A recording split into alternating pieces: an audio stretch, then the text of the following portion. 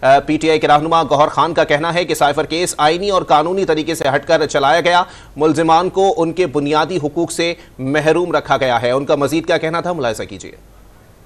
Cipher case میں بڑا رش کر کے جج صاحب چلا رہے ہیں اور جس طریقے سے چلانا چاہیے بالکل آئینی اور قانونی طریقہ کار سے ہٹ کر چلا رہے ہیں۔ کل بھی جج صاحب نے اپنے طرف سے کوسچنز کیے اور کوئی بھی جو رائٹ آپ کا ہوتا ہے کراس ایگزامینیشن کا، 12 وٹنسز کو جس طریقے سے کراس ایگزامن کیا، اس کی کبھی آپ کو ہسٹری میں مثال نہیں ملے گی۔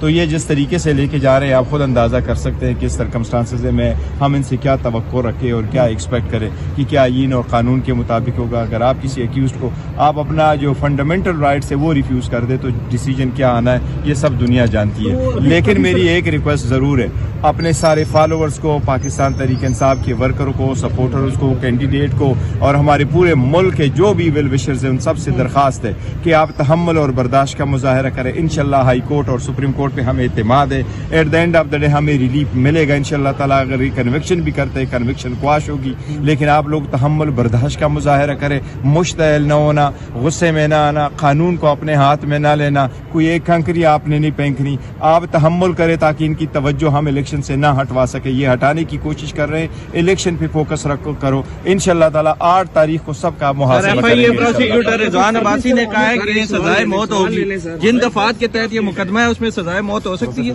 دیکھیں جو بھی ہے یہ سزائے موت بھی دینا چاہے سزائے موت دیتے ہیں، لیکن آگے انشاءاللہ تعالیٰ ان کے پاس کیس کوئی قانون کے مطابق جس عدالت میں جائیں گے وہ فری اینڈ فیئر ہوگا انشاءاللہ تعالیٰ 100% سیٹسفائی۔